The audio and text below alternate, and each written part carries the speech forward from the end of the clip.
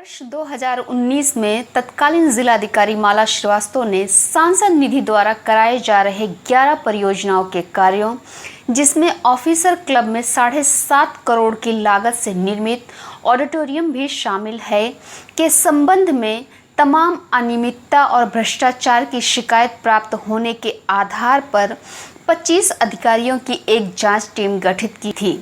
इन परियोजनाओं में 50 लाख की लागत से उद्यान विभाग के परिसर में निर्मित ओपन एयर जिम और टहलने के लिए भ्रमण पथ भी शामिल है। इन सब के अलावा 9 और परियोजनाओं, जिसकी अलग अलग लागत 4.5 लाख से लेकर 10 लाख के बीच थी, आदि शामिल है, जिसकी जांच के आदेश इस 25 सदस्यीय जांच टीम को दी गई थी।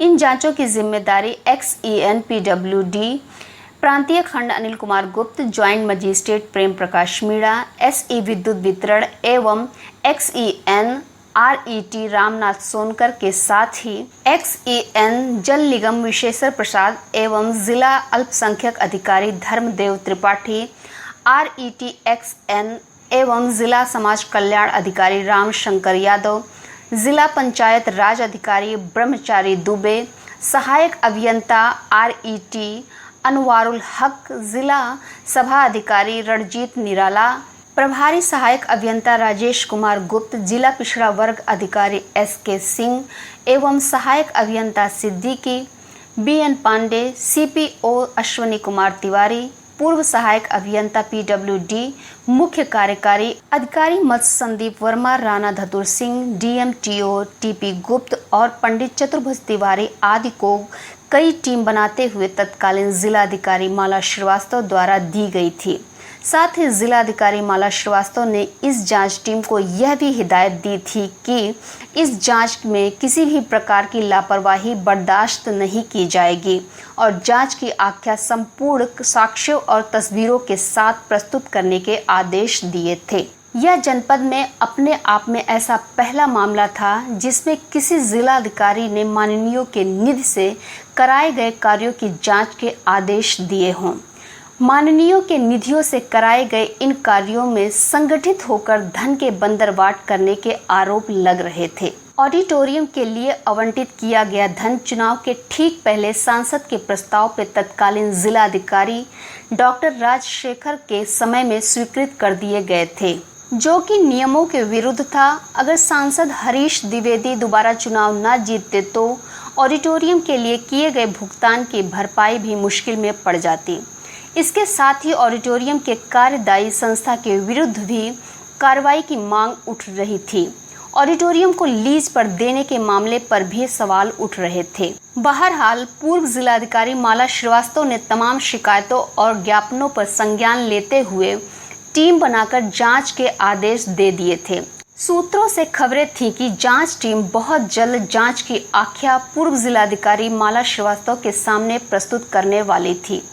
तभी अचानक अमोढ़ा कस्बे में दुर्गा मूर्ति विसर्जन के दौरान और भाजपा नेता कबीर तिवारी की हत्या के बाद भड़के दंगों में लापरवाही बरतने के आरोप में पूर्व जिलाधिकारी माला श्रीवास्तव का स्थानांतरण हो गया। सूत्रों का कहना है कि इन दंगों पर जानबूझकर तूल इसलिए दिया गया ताकि जिलाधिकारी का स्थानांतरण किया जा सके, जिसके बाद इस जांच को प्रभावित किया जा सके। एक समाचार पत्र ने तो लिख दिया था कि कबीर हत्याकांड के बहाने DM पर साध लिया निशाना, क्योंकि माननीयों के निधियों की जांच भ्रष्टाचारियों को रास नहीं आ रही थी। जांच की वर्तमान स्थिति को देखते हुए ऐसा लगता भी है कि भ्रष्टाचारी इन कार्यों की जांच को प्रभावित करने की अपनी योजना में सफल भी हो गए हैं और जांच की कार्रवाई को दबा दिया गया या मैनेज कर लिया गया, क्योंकि वर्तमान जिलाधिकारी आशुतोष निरंजन के आने के बाद से इस जांच की कार्रवाई, प्रगति या निष्कर्ष का कोई अता पता नहीं है।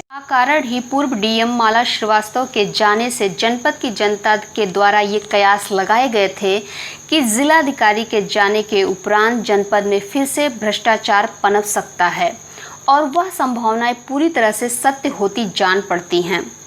इस जांच के विषय पर वर्तमान जिला प्रशासन की चुप्पी तो यही बयां करती है। ऐसे में सवाल उठता है कि क्या भ्रष्टाचारी ऐसे ही अपना खेल खेलकर सरकारी धन का बंदरबाट करते रहेंगे या वर्तमान जिला प्रशासन इस मामले का संज्ञान लेते हुए जांच पूरी कराकर दोषियों के विरुद्ध कार्रवाई करेगा। आइए बात करते हैं आम आदमी पार्टी के पूर्व जिला अध्यक्ष कुलदीप नारायण जायसवाल से, जिन्होंने इस भ्रष्टाचार की जांच के लिए जिलाधिकारी को ज्ञापन सौंपा था। कुलदीप जी, ये ऑडिटोरियम और 10 अन्य कार्यों की जांच का क्या मामला था? जय हिंद।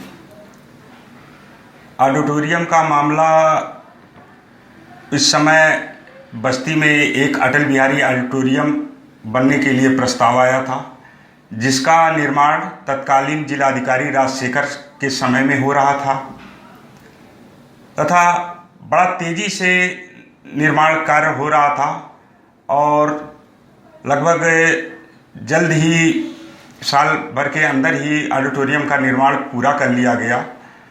और ऑडिटोरियम निर्माण होने के बाद पहली ही बरसात में ऑडिटोरियम छूने लगा। उसमें जो साज सज्जा के सामान थे वो गुणवत्ता विहीन थे। कुर्सियाँ, एसी, टाइल्स और जहाँ तक छत जो आरसीसी बननी थी, एडजस्टर शीट से बनी हुई थी। तो तमाम चीज़ों को गंभीरता से लेते हुए हम लोगों ने खुद जाके उसका मुआयना किया और इस भ्रष्टाचार का खुलासा पायनियर न्यूज़पेपर ने किया था और उसको संज्ञान में लेकर हम लोगों ने तत्कालीन जिलाधिकारी माला श्रीवास्तव को हम लोगों ने 5 सूत्री ज्ञापन दिया था, जिसमें हम लोगों की मांग थी कि ऑडिटोरियम निर्माण में होने वाले कुर्सियाँ, पंखा और जो ये सब सामान खरीदे गए थे वो गुणवत्ता विहीन थे। नंबर 2, आरसीसी छत की जगह एडवेस्टर शीट लगाए गए थे और जो टाइल्स थे वो नट बोल्ट से कसे गए थे। नंबर 3, तत्कालीन जिलाधिकारी जो राजशेखर जी थे, जो ऑडिटोरियम की लागत 7 करोड़ 30 लाख रुपया थी और उसके बाद बस्ती में बजट नहीं था सांसद निधि में, उसके बावजूद भी 1 करोड़ 46 लाख रुपया राजशेखर जी ने स्वीकृत किया। नंबर तीन, कार्यदायी संस्था का जो चयन किया गया, वो कार्यदायी संस्था पहले जो कलेक्ट्रेट भवन का निर्माण कर रही थी और कलेक्ट्रेट भवन की भी स्थिति वही थी। कलेक्ट्रेट भवन में का भी निर्माण में गुणवत्ता विहीन और वो भी साल भर के अंदर छूने लगा था। उसी कार्यदायी संस्था को राजशेखर जी ने चुनकर ऑडिटोरियम निर्माण के लिए पैसा स्वीकृत किया। नंबर 5, लगभग 10 करोड़ की लागत से ऑडिटोरियम का निर्माण किया गया और लगभग 1 करोड़ 46 लाख रुपया राजशेखर जी ने मनमानी तरीके से फिर से स्वीकृत किया और जिसमें बड़े पैमाने से धन का बंडर बांट हुआ। हम लोगों ने जांच के लिए ज्ञापन भी दिया था। माला श्रीवास्तव जी के समय में कार्रवाई भी हुई। 25 सदस्यीय टीम जांच कर रही थी और ऑडिटोरियम के मटेरियल के लिए मदन मोहन मालवीय इंजीनियरिंग कॉलेज की तकनीकी टीम भी आई हुई थी और फोटो साथ के साथ सब कुछ काम हो रहा था और काम लगभग अंतिम पायदान पे था। जांच आने वाली थी कि तत्कालीन जिलाधिकारी माला श्रीवास्तव जी का ट्रांसफ़र कर दिया गया। कुछ कानून व्यवस्था का मामला था बस्ती में, दशहरा का समय था। उसके बाद से वर्तमान जिलाधिकारी आशुतोष निरंजन जी उस जांच को ठंडे बस्ते में डाल दिए हैं और उस पर कोई कार्रवाई अब तक नहीं हुई है। आने वाले दिनों में मैं फिर से इस मुद्दे को उठाऊंगा और पुनः जांच की मांग के लिए निर्णायक युद्ध स्तर तक लड़ूंगा। कुलदीप जी, अभी आपने कानून व्यवस्था की बात की थी, तो क्या आपको लगता है कि उसे आधार बनाकर माला श्रीवास्तव जी का ट्रांसफ़र यहाँ से कराया गया था? क्या आप ये कहना चाहते हैं कि उनका ट्रांसफ़र इसलिए करवाया गया था ताकि इन जांच प्रक्रियाओं को रोका जा सके? जी मैडम, बिल्कुल सही है। जहाँ तक हमको मालूम है कि दशहरा का समय था और मूर्ति विसर्जन का मामला था और नगर साइड में वहाँ पे कानून व्यवस्था को लेके तमाम चीज़ें हुई थी, मूर्ति विसर्जन में दिक्कतें आई थी और उन्हीं मुद्दों को आधार बना के तत्कालीन जिलाधिकारी माला श्रीवास्तव को राजनीतिक जो सत्ता दल के लोग हैं दबाव बना के उनका तत्काल ट्रांसफ़र कराया गया, जिससे जो जांच अंतिम पड़ाव में था उसको कहीं ना कहीं बाधित करने की साजिश थी और उसके बाद से जांच पूरी तरीके से ठंडे बस्ते में चली गई है और उस पर कोई कार्रवाई नहीं हुई है। यहाँ तक कि जो तत्कालीन जिलाधिकारी आशुतोष निरंजन जी भी हैं वो भी मौन साधे हुए हैं, उस पर कोई कार्रवाई नहीं करे हैं। लेकिन मामला मैं फिर से इसको उठाने जा रहा हूँ और तत्कालीन जिलाधिकारी को फिर से मैं ज्ञापन देके मामले को पुनः जांच कराने की मांग जोर शोर से उठाने का काम करूंगा। कुलदीप जी, आपने ऑडिटोरियम की लागत और गुणवत्ता में अनियमितता और भ्रष्टाचार को लेकर माला श्रीवास्तव जी को ज्ञापन सौंपा था, लेकिन कुछ समाचार पत्रों के अनुसार 11 कार्यों की जांच होनी थी। क्या आपको इस मामले में कुछ पता है? तमाम समाचार पत्रों में जो 11 सूत्री जांच के लिए तत्कालीन जिलाधिकारी माला श्रीवास्तव का स्टेटमेंट निकला था, उसमें ऑडिटोरियम के सहित तमाम सांसद निधि से जो मामले थे, सड़क के मामले थे तमाम 100 मीटर 200 मीटर, उसके बाद एक मामला उद्यान विभाग में ओपन जिम का भी मामला था जो 50 लाख की लागत से बनने वाला था, उसमें भी उसकी भी जांच को लेके तत्कालीन जिलाधिकारी ने कमेटी के माध्यम से उसको संज्ञान में लिया था। तो उन्हीं सब मामलों को लेके जांच की व्यवस्था बनाई गई थी, लेकिन तत्कालीन जिलाधिकारी जो थी उसी समय दशहरे का समय था और बस्ती जनपद में एक स्थान पे कानून व्यवस्था को लेके तमाम चीज़ें उपद्रव हुआ था और उसी को आधार बनाते हुए सत्ता दल के लोग उनका राजनीतिक दबाव के चलते उनका ट्रांसफ़र करा दिया गया, जिससे चलते जो जांच प्रक्रिया अंतिम पड़ाव में थी वो ठंडे बस्ते में चली गई है और वर्तमान जिला अधिकारी आशुतोष निरंजन जी उस मामले को संज्ञान में नहीं लिए हैं और उस मामले को लेके मैं बहुत जल्द ही उनको ज्ञापन सौंपूंगा कि जल्द से जल्द उस जांच प्रक्रिया को आगे बढ़ाते हुए भ्रष्टाचार में जो अनियमितता की गई है, जो लोग शामिल हैं उनके ऊपर कार्रवाई की जाए।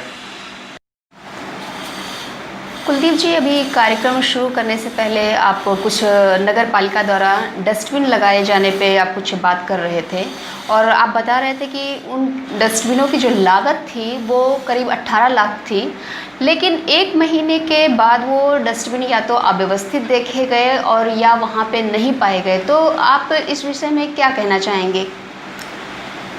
देखिए, जहाँ तक नगर पालिका की बात है, तमाम ऐसे कार्य नगर पालिका ने किया है, जैसे कि सड़क के किनारे प्रसाधन गृहों का निर्माण किया गया था। आज किस स्थिति में है ये भी बस्ती की जनता के सामने है और इसी तरीके से एक महीने 1.5 महीने पूर्व जो डस्टबिन लगाई गई थी, जो लगभग लाखों कीमत की डस्टबिन थी और उसको महज वो 3-4 हज़ार की उसकी लागत पड़ी थी और उसको 7,500 से 8,000 रुपये की लागत पे खरीदा गया था और ये सब मामला था और ये डस्टबिनें लगी, शहर के हर जगह लगी और आज स्थिति ये है कि वो डस्टबिनें कहीं दिखाई नहीं दे रहे, कहीं लोहा दिखाई दे रहा, कहीं टूटा डस्टबिन दिखाई दे रहा, कहीं चोर उठा ले गए हैं डस्टबिन को।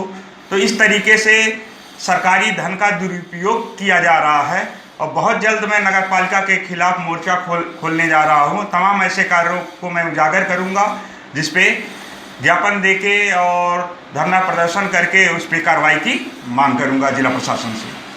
कुलदीप जी, आपका हमारे इस कार्यक्रम में शामिल होने के लिए बहुत बहुत शुक्रिया। और कहने को तो जनपद में बहुत सारे नेता हैं, लेकिन अब तक जो हमने नोटिस किया है कि आप हमेशा जनहित को लेके जनता की आवाज़ बनकर और भ्रष्टाचार के खिलाफ हमेशा आवाज़ उठाते रहते हैं।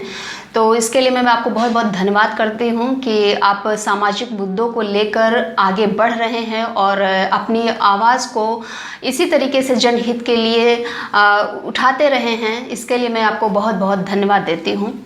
धन्यवाद मैं आपके चैनल को भी देता हूँ, जो इन्फो एडिट मीडिया के माध्यम से बस्ती जनपद के अनेक सामाजिक मुद्दों को उठा के अपने चैनल के माध्यम से प्रसारित करते हैं और जनता की आवाज़ बने हैं। बहुत बहुत धन्यवाद आपका भी। जय हिंद, जय भारत। अगर अभी तक आपने इन्फो एडिट मीडिया का यूट्यूब चैनल सब्सक्राइब नहीं किया तो सब्सक्राइब करें, साथ ही बेल बटन भी दबाएं ताकि आपको हमारे वीडियो की नोटिफिकेशन मिलती रहे। साथ ही इन्फो एडिट मीडिया के फेसबुक पेज को लाइक भी करें और इन्फो एडिट मीडिया का ट्विटर अकाउंट भी फॉलो करें। ताज़ा खबरें पढ़ने के लिए www.infoeditmedia.news पर लॉग ऑन भी करें। इन्फो एडिट मीडिया को देखते, पढ़ते और सुनते रहिए। धन्यवाद।